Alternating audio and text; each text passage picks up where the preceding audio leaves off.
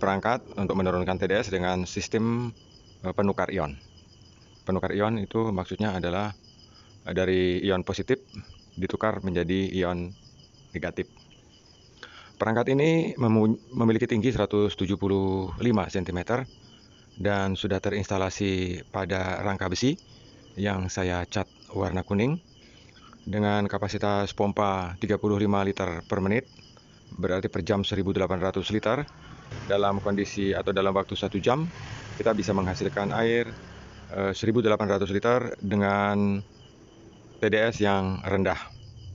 Perangkat ini tadi sudah saya perbarui dan sudah selesai saya kerjakan dan sudah selesai uji coba, sudah saya aktifasi, jadi bisa digunakan oleh penerimanya sebelum dilakukan flushing nanti.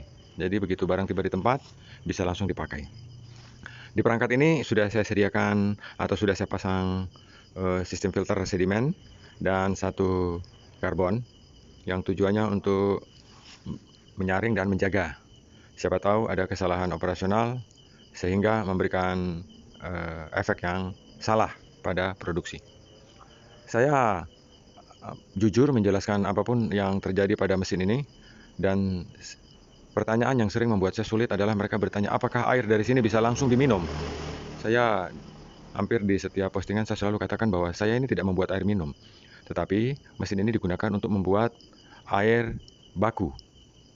Jadi misalnya sumur Anda TDS-nya itu 500, itu pencemarannya oleh organik dan anorganik itu 500. Jika melewati perangkat ini, TDS 500 itu bisa diturunkan sesuai dengan maunya Anda. Bisa 100, bisa 50, bisa 20, atau bisa 0. Ketika Anda tampung di tangki, sebelum masuk ke depot air minum, tidak bisa diminum, ya. Jadi yang kita buat itu air baku. Kalau Anda dari perangkat ini kemudian Anda tampung di tangki, kemudian Anda jual, wah itu melanggar aturan, melanggar peraturan Menteri Kesehatan juga, melanggar peraturan Menteri Perindustrian juga, dan melanggar aturan umum lah, aturan umat. Jadi ini memang mesin ini dibuat untuk memproduksi air baku, bukan air minum. Nanti menjadi air minum, saya ulangi, menjadi air minum ketika dia sudah melewati sistem filtrasi depot air minum, ya. Jadi dari perangkat ini nanti hasil airnya ditampung dulu di tangki atau di toren menjadi air baku.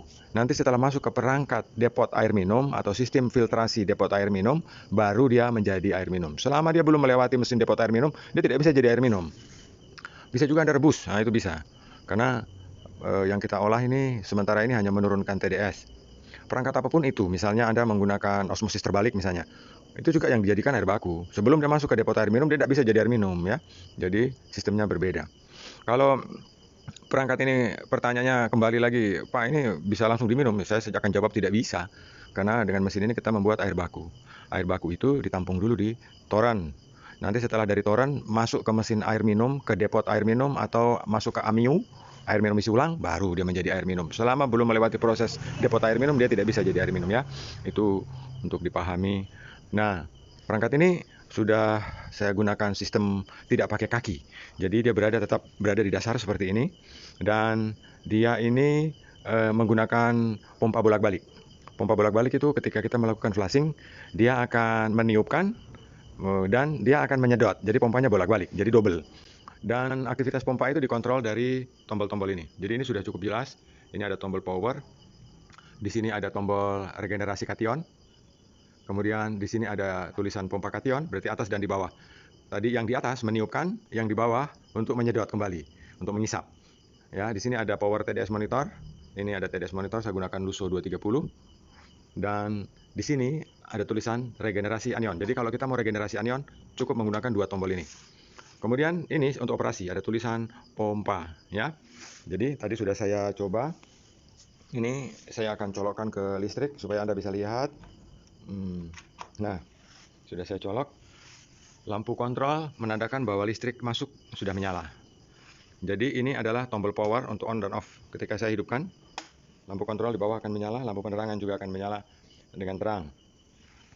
Kemudian kalau kita mau setelah kita pantau hidup, TDS monitor hidup, ketika TDS ini misalnya Anda kehendaki TDS-nya 50 misalnya. Kemudian TDS yang monitor yang ada di mesin ini tidak lagi menunjukkan angka, tidak mau turun sampai ke angka 50, berarti waktunya untuk kita melakukan flushing atau regenerasi. Kita melakukan flushing dengan cara tidak usah repot, cukup menekan tombol regenerasi kation. Jadi kation lebih dulu, kita regenerasi, kita hidupkan, lampu menyala, dia akan meniup, dia akan melakukan sirkulasi selama 30 menit. Makin lama makin baik. Jadi saya memberi waktu antara 30 menit kalau ingin cepat dan 45 menit jika ingin regenerasi sempurna. Ya, di sini. Kalau sudah waktunya 45 menit, ini kita matikan. Kemudian saya hidupkan tombol tiris. Di sini ada tombol tiris, saya hidupkan. Nah, pompa akan melakukan pengisapan atau penyedotan bahan cuci yang tadi ada di dalam tangki kation, dia sedot kembali masuk ke jerigen penampungan itu. Jadi ini adalah tangki penampungan. Jadi tidak ada air limbah, ya. Selama ini orang mengeluhkan takut air limbah, di sini tidak ada air limbah karena air limbahnya ditampung di wadah ini, ya. Nah, demikian juga kalau sudah selesai, kita cukup matikan tombol ini, berarti proses regenerasi sudah selesai. Demikian juga pada regenerasi anion. Jika kita ingin meregenerasi anion setelah kation selesai, kita tinggal hidupkan. Ya, asin akan masuk ke dalam tangki anion. Di sini ada tulisan, dia akan tersedot masuk. Jika waktunya sudah 45 menit, ini dimatikan, kemudian dikembalikan. Di sini ada tulisan tiris, kosongkan. Saya harus menggunakan bahasa Indonesia supaya lebih familiar, karena ini yang membuat asli saya orang Jawa, ya, orang Indonesia. Ya, pompa di bawah ada bunyi, ini ada dengar. Ya, jadi ini ada dua pompa, ini gunanya untuk mentiriskan. Saya matikan. Ini pompa ini untuk operasional. Jadi ketika saya melakukan running power, pompa air akan jalan dan lampu kontrol ini akan menyala. Karena saya harus memasang lampu kontrol di pompa air sebab karena bunyinya kan halus, tidak terdengar, ya. Jadi untuk menjaga, misalnya kita lagi ngopi jauh dari mesin ini, kita bisa lihat, oh ya pompanya jalan dengan melihat lampu kontrol ini menyala. Ya. Nah, mesin ini tidak berisik, ya. Dia hanya 125 watt. Dan saya sudah gunakan pompa semi jet di sini. Saya sudah gunakan Shimizu Jet Power. Jadi pompa ini sudah cukup besar. Nanti inputnya masuk dari bagian belakang ini dan outputnya ada di atas ini. Ya, jadi ini outputnya. Di housing biru ini nanti ada karbon dan di housing bagian bawah ini ada cartridge filter. Cartridge filter itu kalau kita gunakan yang baik itu pasti mahal, ya. Ada dua jenis cartridge. Jadi yang satu itu terbuat dari bahan polyester. Yang satunya terbuat dari bahan seperti kertas filter. Jadi kalau yang bahannya polyester, dia menyaring tidak sebagus atau tidak sehalus bahan yang menggunakan bahan kertas filter. Ya, yang membedakannya di situ. Tetapi ketika ini bisa misalnya kita ingin perangkat ini beroperasi dengan baik, ya kita gunakan perangkat yang baik. Biasanya kalau cartridge filter yang menggunakan polyester itu harganya lebih murah, kisaran 9.000 ke bawah. Ada yang 5.000, 3.000, 5.000, 4.000, atau ada yang 4.000, 5.000, 6.000, 7.000 begitu, ya, sampai 9.000. Tetapi kalau yang sudah 25.000 ke atas itu pasti bahannya kertas. Bilang harga itu tak pernah bohong. Jadi biasanya harga bagus, pasti kualitas barangnya juga bagus. Dan di perangkat ini untuk sedimennya saya gunakan cartridge filter yang berbahan kertas. Jadi itu produknya KSH atau CP, ya. Ada juga produk kertas lainnya itu seperti memang saya tidak boleh menyebut merek, tetapi untuk pembanding bahwa seperti Aquaco itu bahannya kertas. Jadi ada yang saya sering pakai 3, itu Aquaco, KSH atau CP. Pilihannya itu. Mungkin kalau CP karena terlalu mahal, ada pilihan keduanya itu kita pakai KSH. KSH itu ketebalan filternya itu 5 cm. Jadi cukup cukup padat untuk dijadikan bahan penyaringan. Jadi air itu akan betul-betul halus melewati, menjadikan air berkualitas. Jadi bergantung dari ini. Tapi kalau untuk kebutuhan saringan sumur, kemudian saringan sebelum water treatment, Anda boleh pakai yang tipe polyester itu. Jadi bukan karena harganya, tetapi memang kegunaannya untuk sedimen. Jadi bahannya memang polyester, ya. Nah, jadi perangkat ini sistem operasionalnya sudah saya buat dengan sangat mudah. Dia sudah lebih rendah, tidak pakai kaki. Dari dia berisi seperti yang saya sering bilang, saya tidak menempatkan tangki ini pada posisi jumlah sak, tetapi saya menempatkan isi dari tangki ini, bed restnya itu 160 cm. Jadi area tempat tinggalnya resin penukar ion itu 150